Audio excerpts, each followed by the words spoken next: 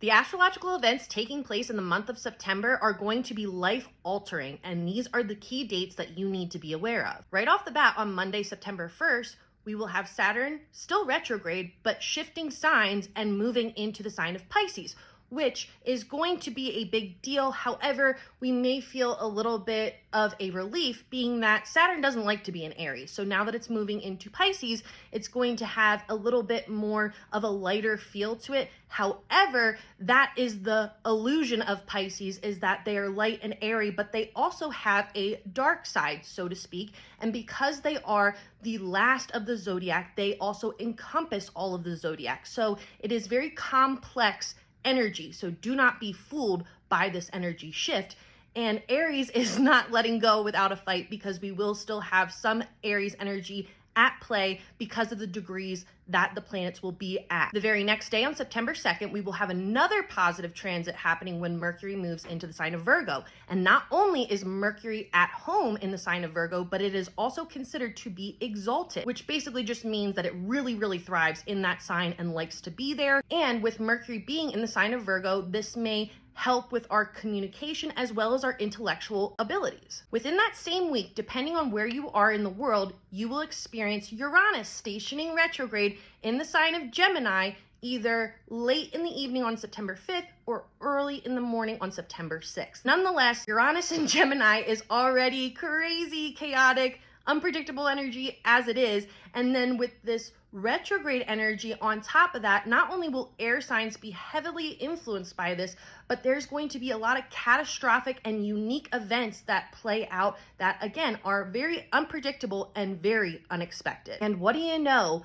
When Uranus stations retrograde, it will also be in an Aries degree. Aries is very much still prominent during this season, and like I said, is not given up without a fight. Then to round out the week, on Sunday, September 7th, we will officially be entering into eclipse season and have the full moon total lunar eclipse in the sign of Pisces. You should be familiar with eclipse season and eclipse energy, but because this is a full moon total lunar eclipse in the sign of Pisces, and as I mentioned earlier, Pisces is a very complex energy because it encompasses all of the zodiac characteristics and traits, this will be a very heavy release and cause a lot of major endings in cohesion with the Saturn retrograde energy that we will also be experiencing at the same time. We're halfway through. Those are the first 4 dates that you need to keep in mind. And then the last 4 dates of September that you need to keep in mind will be towards the end of the month, and we'll have a little bit of a lull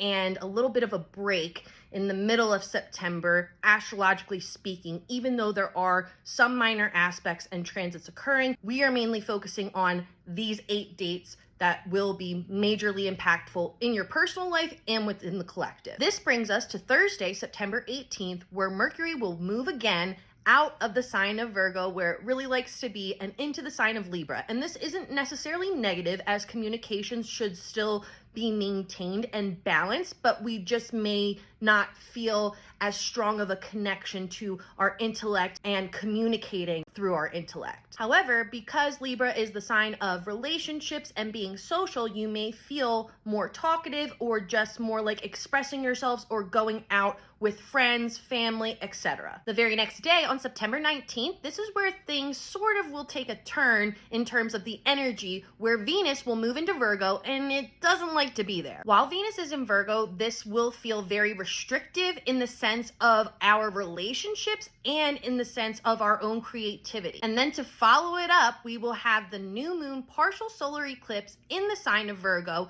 on September 21st, happening in a Leo degree. We may not feel this energy as intensely as the full moon total lunar eclipse on September 7th. However, what is going to be illuminating during this new moon partial solar eclipse is what is virtuous and true versus what is performative and played out. Then, just to add to the intensity just a tad, we are going to have Mars entering the sign of Scorpio on September 22nd. And if you don't already know, Mars is considered to be the god of war and is also considered to be domicile or at home when it is in the sign of Scorpio. So this should heat things up quite a bit. Mars is also associated with the sign of Aries, so as I've mentioned, Aries energy will very much still be lingering during this time, but may not feel as prominent as it has very recently. Of those two zodiac associations, Scorpio is the much more subtle and mysterious of the two signs, and because of that, Scorpio does not always give away their position, so to speak,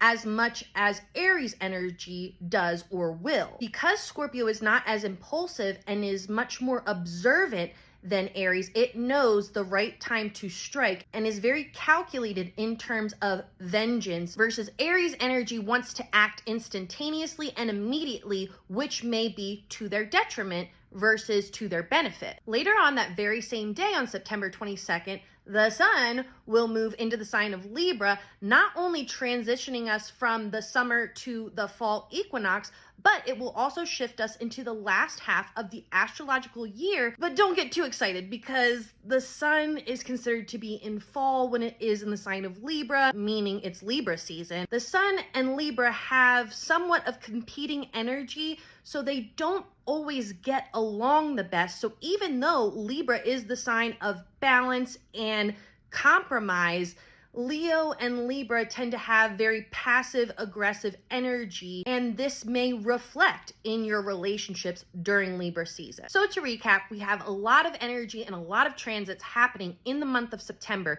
but these are the 8 key dates that you should keep in mind. So save this and let me know how the energy impacts you this month.